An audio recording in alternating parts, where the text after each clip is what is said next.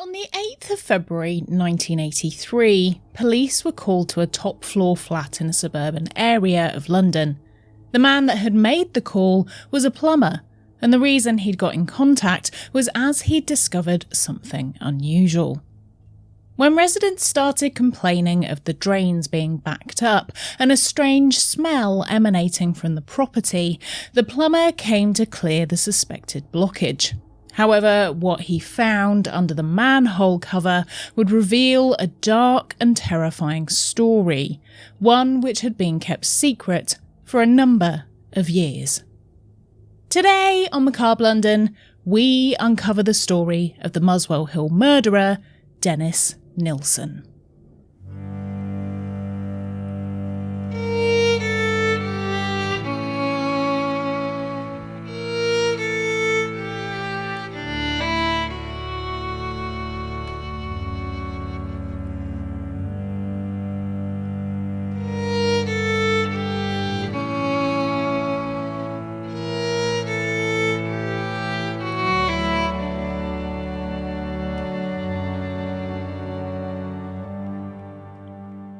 Hello everyone, and welcome back to another episode of Macabre London. I'm Nikki Druce, your host with a silent G, and today I'll be taking you on a journey down another of London's grimy backstreets to uncover a macabre tale from the city's past. Today we're going to be exploring the horrifying case of one of England's worst serial killers, Dennis Nilsen. So I hope you're prepared with a strong stomach to investigate one of the most shocking cases in British history.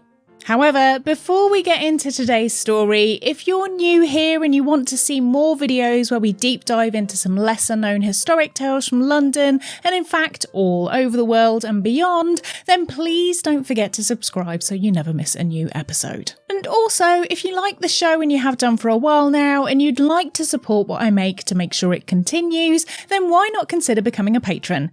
The link for which is in the description so I can continue to regale you with the haunted history we both love, and a little bit extra too.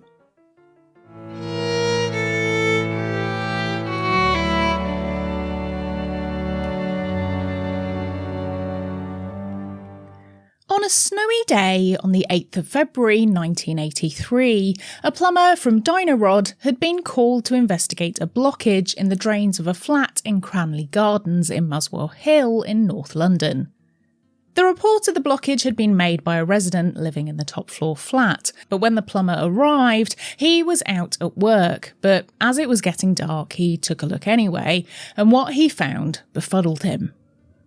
Under the manhole cover sat a strange, slimy substance, one which he thought looked like a lot of flesh. When the other resident in the split-terraced house was told of the gunge in their drain, he passed it on to his neighbour, and he joked, saying it seemed as if someone had been flushing their KFC.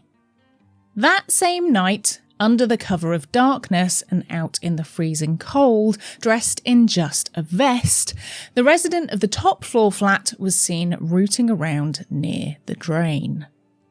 Coming back the following morning at 7:30 a.m, the Dynarod operative, Michael Catron, uncovered the manhole cover, but instead of being faced with the immovable mass, he noted it had gone and the drain itself looked sparkling clean.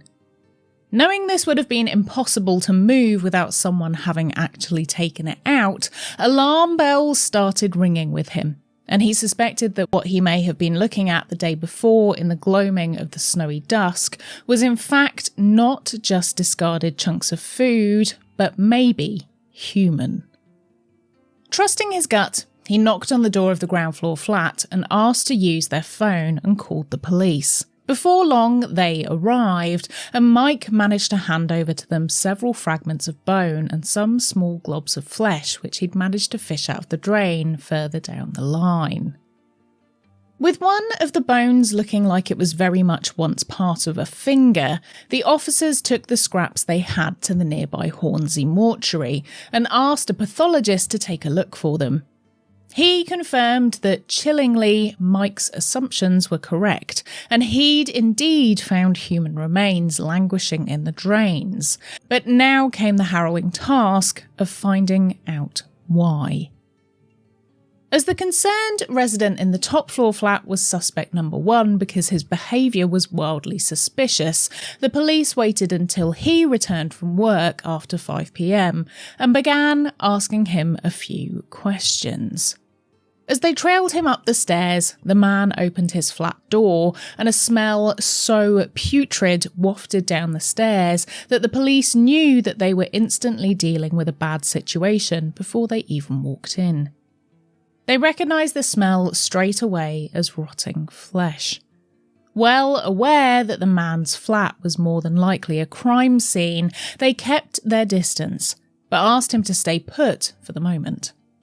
The man kept asking the police why they were investigating blocked drains and if they were health inspectors, but they kept silent and patiently waited for reinforcements to arrive. Then they very matter-of-factly asked him to tell them where the body was, and the man pointed at a wardrobe in his bedroom. The police didn't need to even open the door of the makeshift coffin, as they could already smell he was telling the truth. He said he would tell them everything, but he didn't want to do so in the flat. He wanted to be taken to the police station, so they arrested him on suspicion of murder and did as he asked. Interestingly enough, the man they were dealing with was no stranger to law enforcement, but not in the way you would think. The resident of the top floor flat at 23 Cranley Gardens was Dennis Nilsen, a 37-year-old Scottish-born civil servant, and he used to be a policeman. When in the police car on the way, the arresting officer asked if he could identify the victim or victims. Police asked him for a number of bodies, but they didn't expect what came out of his mouth. Dennis Nilsen calmly announced that he'd killed around 15 or 16 people. This shocking confirmation made the police realise this was going to be a long road ahead of them, and that what they were looking at would soon turn out to be one of the worst serial killer cases of all time in the whole of the country. With Nilsen safely in police custody, reinforcements arrived at the property in his absence. As forensics entered his flat, they tentatively opened the door of the wardrobe Nilsen had pointed to at the time of his arrest, and inside their worst suspicions were confirmed. There were 2 bin bags stuffed with human remains. They had obviously been there a little while, and they had 1 solitary air freshener put on top in an attempt to try and cover the very obvious putrid smell. At this time, a tip-off was called into the press office of the Daily Mirror. This broke the story before the police had a chance to even set up a proper crime scene, and the feeding frenzy around the situation began. This meant that none of the victims had yet been formally identified or even removed from the scene by that point, and so this meant the speculation was allowed to run wild. Nilsen also hadn't been identified, and so this shot a jolt of fear through the community that there was a violent killer on the loose, and no one knew that they'd already been caught. After police had managed to process Nilsen and charge him with murder, they could confirm this with the press, but by that time, reporters from all over the country had gathered at the house in Cranley Gardens, before the bodies had even been taken out, which made sure when they did, it was all caught on camera, which was a sad state of affairs and incredibly disrespectful for the families who didn't even know their loved ones were dead. As Dennis was now in police custody, he began revealing his secrets, and he told officers that at Cranley Gardens, that was just the tip of the iceberg. At a previous address Nilsen lived at in Cricklewood in northwest London, 195 Melrose Avenue, there was more devastation waiting to be found. When asked what he meant by that, he said in Muswell Hill there were actually only 3 bodies, but in Melrose Avenue, the garden held the rest of his victims.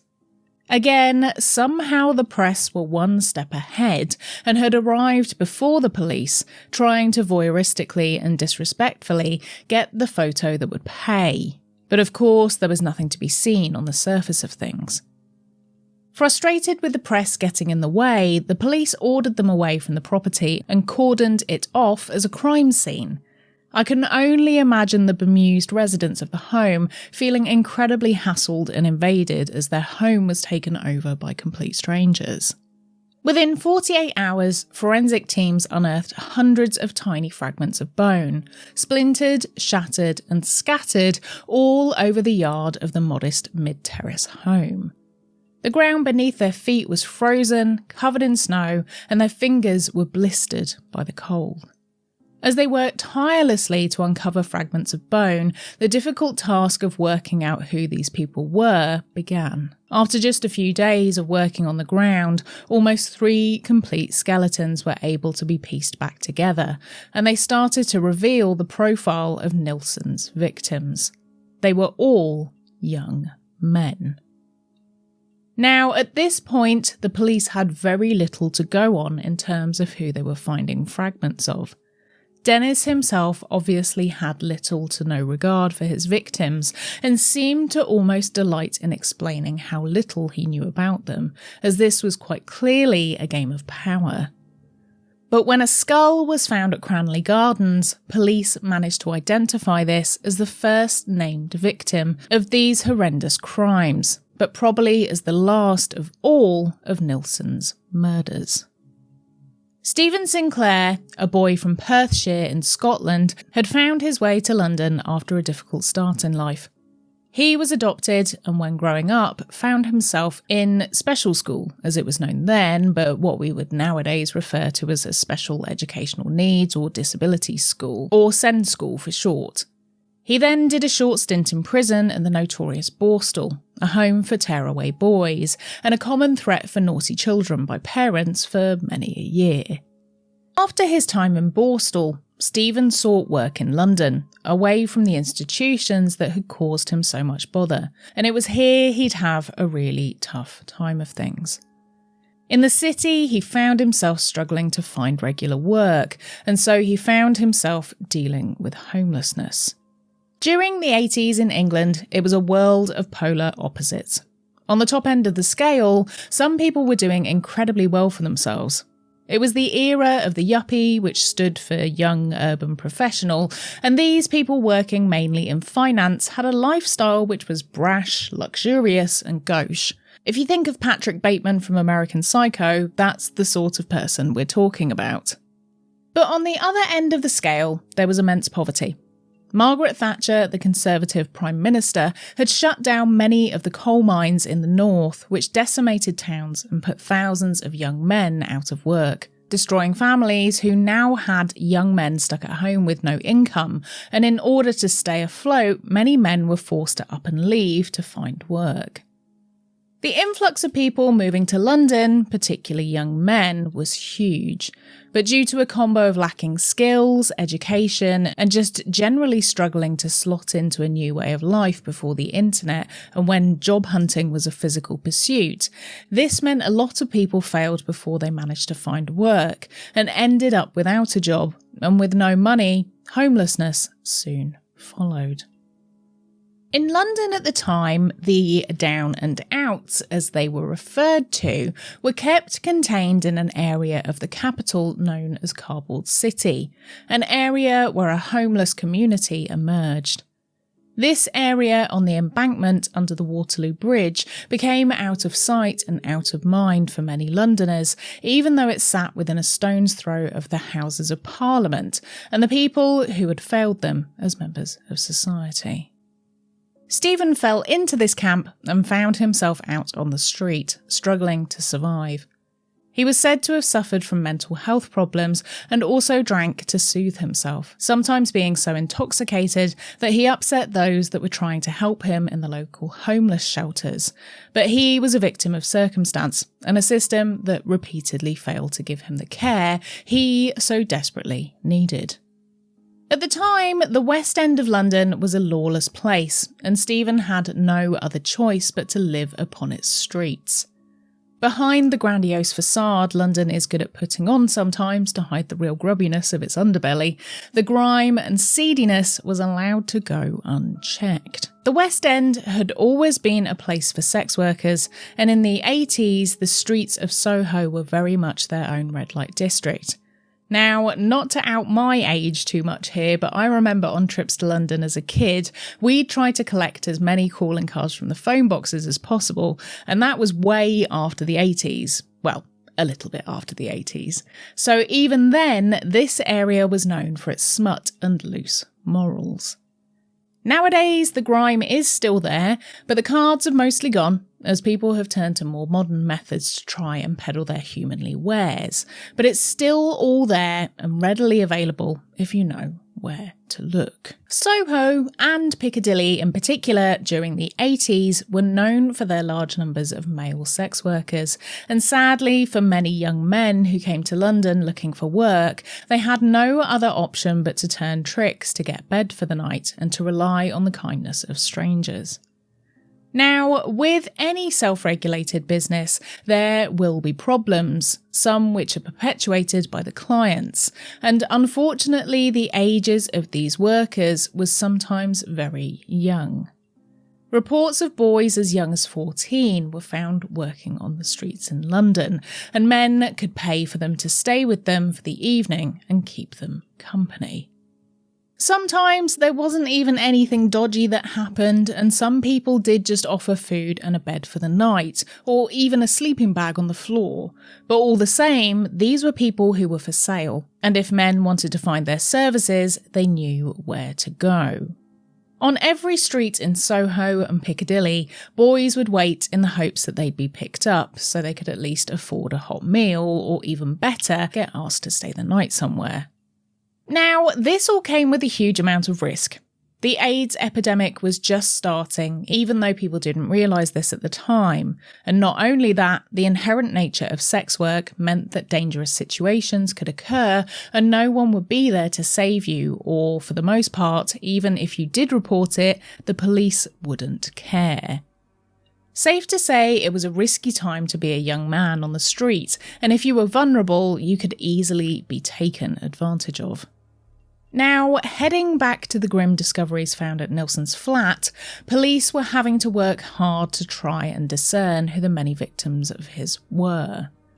In the flat at Cranley Gardens, some items which had stood out to police as potentially belonging to the victims were collected and taken to the station for further investigation.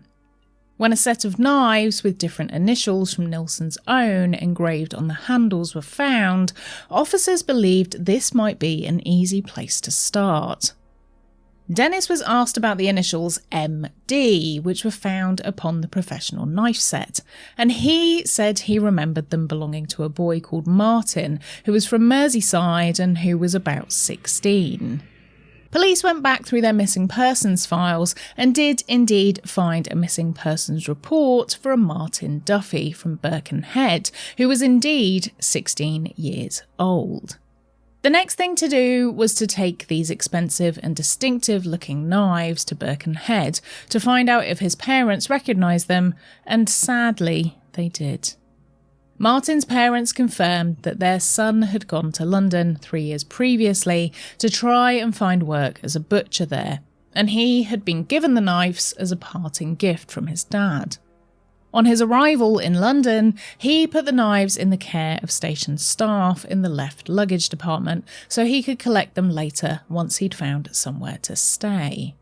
After a few days of being in London, Martin hadn't been in contact with his family and they were worried, so they reported him as missing to the police, but they did nothing about it, and it was only now, 3 years afterwards, his family were finally finding out what had happened to their child. Dennis Nilsen had murdered him, dismembered his body and buried him in the garden at 195 Melrose Avenue. A heartbreaking and devastating blow to his family, who hoped he'd just somehow dropped off the radar, but never gave up hope that he'd be found alive and well. The next man to be identified was 26-year-old Billy Sutherland. He'd been missing since 1980. He was born in Scotland and had travelled to London to find work, but had found himself turning to sex work to survive. The police managed to work out who he was when they cross-referenced missing persons files that were men who had also previously had a record of solicitation.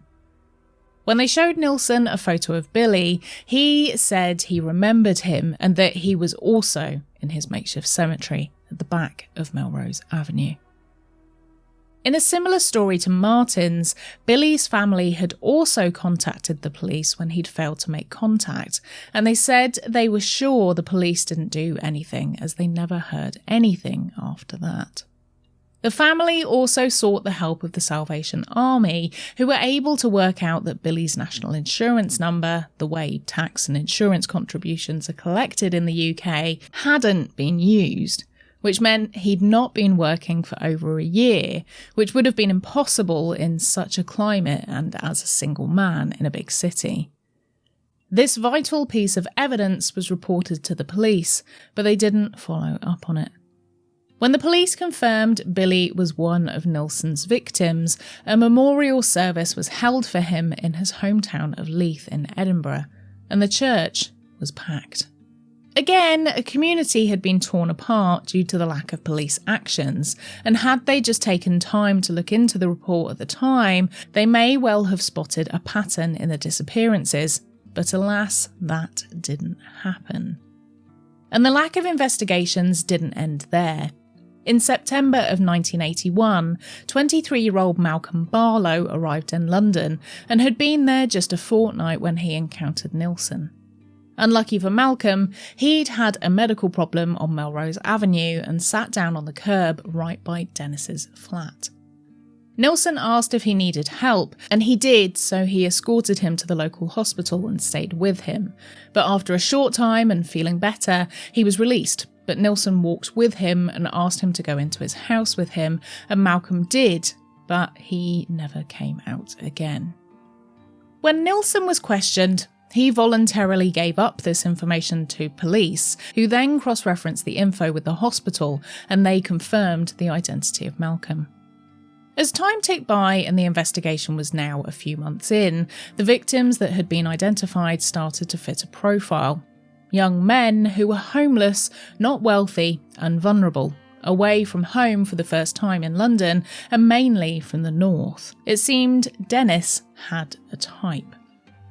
In the papers, it began to be reported that the victims and Dennis himself were homosexual, which back then was libelous to call someone, and just being gay in general had not been legal for a long time, and the age of consent for gay men, because there wasn't one for gay women, was 21, and the act itself was only decriminalised in 1980.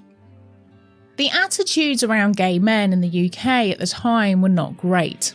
People were still old-fashioned in their way of thinking, and it was still something straight people cared about, even though it had absolutely no effect on their own lives, so keep your beak out. But when the press started to plant the seed that the victims of Dennis Nilsen could have been gay, the press moved away from being kind and respectful to their memory, somewhat blaming them for their own murders, just because they were gay or sex workers, or in some cases both. But that's not to say all of Nilsen's victims were gay men, and it is only an assumption that they were. Not one that I personally subscribe to, as I think people can be very manipulative when they want you to do something, and he was knowingly going after vulnerable young men in the knowledge that he could provide enticing home comforts to them, which would be irresistible to those stuck on the street.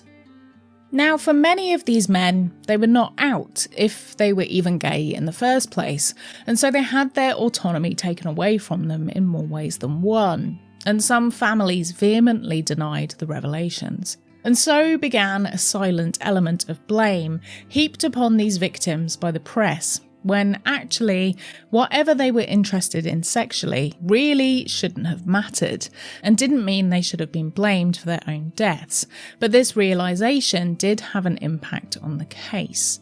It was a vital clue to begin looking in the right places for missing victims for the police.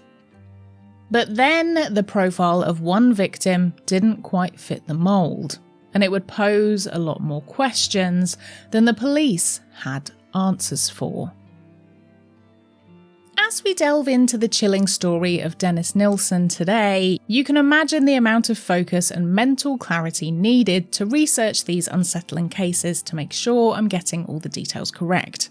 That's why I've been relying on something that's really helped me stay sharp and centred. It's Magic Mind. Lately, I've been using Magic Mind to keep my mind clear while writing scripts, especially for cases as intense as this one. I just drink one of these handy little mental performance shot bottles along with my morning coffee, and it helps my mind stay sharp and focused all day. It's not just about powering through work though. On my days off, it helps me make the most of my downtime, staying calm yet productive enough to catch up on everything I've been putting off. And what's great about Magic Mind is that it's loaded with natural ingredients like ashwagandha and lion's mane, which help me stay focused without that nasty crash you can get from energy drinks. It's like a steady, calm energy that's with me whenever I'm deep into a dark case like this, or just enjoying a quieter day. Now here's something cool. Magic Mind is offering a free trial exclusively just for you, so you can give it a go and see what you think for yourself. You'll just cover the shipping for a 3-bottle pack, and that's it. Head to magicmind.com/Macabre trial and use the code MACABRELTRIAL to grab yours. The link is in the description. Give it a try and see how it works for you. Now, let's get back into the episode. After police realised that Kenneth Ockenden may be one of Nilsen's victims, it soon highlighted that many missing persons cases had been mishandled in London at that time. Kenneth was travelling from Canada and went missing nearly 4 years earlier in December of 1979. Kenneth's case had been quite high profile at the time, as when he was reported missing and his hotel room checked, his belongings were all still inside, which led people to believe he had disappeared under suspicious circumstances. Kenneth, who was 23 at the time of his death, had made headline news when he disappeared. His parents travelled from Canada to search for him and spent their life savings trying to find him, but little did they know, Dennis Nilsen had murdered him and buried him in the back garden at Melrose Avenue, along with his other victims. When police were looking through the items retrieved from Nilsen's flat at Cranley Gardens, strangely, a set of fingerprints of Kenneth's had remained preserved upon a copy of a popular book of maps and a must for any tourist at the time, a London A to Z, and had managed to be preserved for a few years and even survived a move to a different address. Kenneth's family said he'd never come out to them, and they said they didn't think he was gay, and as he was from a middle-class family, the press treated him differently in their reports to the other victims. Interestingly, Kenneth kept a diary which was found in his belongings back at the hotel, but if he had written anything in about his sexuality, the police didn't reveal it, and in later years it's been presumed this was to keep his name pure and treated differently to the other lower class victims. Of course, with Kenneth not around to clarify things, it seemed the details would remain blurry, but this also meant that the police didn't investigate all the lines of inquiry, which definitely put subsequent people at risk and allowed Dennis to kill many more times. After 3 months of interrogation, Dennis Nilsen was seen in court and charged. His crimes were said to be 2 counts for attempted murder and 5 for murder. However, despite knowing that many more people and fragments of bone and body were found in the gardens at Melrose Avenue, the police decided to stop investigating the crimes. This was seemingly because they'd run out of money to do anything further, and in their eyes, these counts were enough to send Nilsen to prison for at least 25 years anyway. But this obviously negated the chance for justice for the victims of the families of those who hadn't been identified. Now, as more delving was done subsequently after the investigating was ended, it was revealed that significant police resources had been put into entrapping gay men by police officers who would solicit men and then arrest them if they said yes. But here they were saying they didn't have the resources to work out who the rest of the men Nilsen had killed were. However, as Nilsen was still revealing names in his police interviews, he said there was a man named John the Guardsman who he killed, and police managed to match this with another missing persons report for a known sex worker who hadn't been seen since the month Nilsen said he'd killed him. And when he didn't turn up anywhere for a while, he was added to the list of known victims in August 1983. His name was John Howlett. He was 26 and had travelled to London from High Wycombe, but had been living in the city for quite a while. Now, with these new revelations on the cards, and also some others who'd come forward to say they'd been attacked by Nilsen but managed to escape, the trial was starting to go in a direction Dennis didn't want. When you start to piece things together, the image of Dennis Nilsen as a sadistic and violent killer began to emerge. A Scottish-born man himself, he was looking for young, usually northern men to prey upon, perhaps as an easy way to strike up conversation. He worked at the job centre, so he would have been able to offer career advice to many vulnerable men via the known gay pubs he went to, and the police were under no illusion that he had committed the crimes, which meant if they were certain, a jury probably would be too. However, perplexingly, Nilsen had continually said he was guilty, even to the point where he himself had no reason to disclose the bodies buried at Melrose Avenue, which confirmed the true extent of his crimes. After the extensive interviewing by police, Nilsen didn't deny the murders, but after a short while in prison and a change of lawyer, what happened next in court shocked everyone.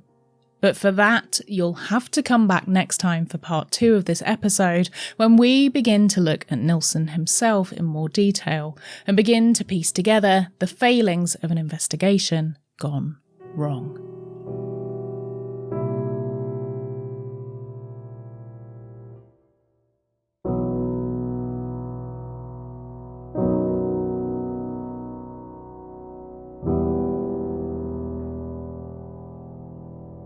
Thanks for joining me for this episode. As always, I'd love to know your thoughts on this one, and do let me know if you knew about this case already. Maybe you even remember it from the time, or do let me know if this is entirely new to you. Pop your thoughts in the YouTube comments or on my social media. Find me at Nikki Macabre London on Instagram and at Macabre London on Twitter and TikTok. As you can probably tell, episodes like this are incredibly tricky to research and write, but this time I did find a very good set of documentaries and a few books on the case, so if you'd like to take a look yourself, then do check out my sources for more info. However, the amount of time and effort that goes into getting these episodes right can be arduous, with lots of late nights and early mornings spent pouring into research.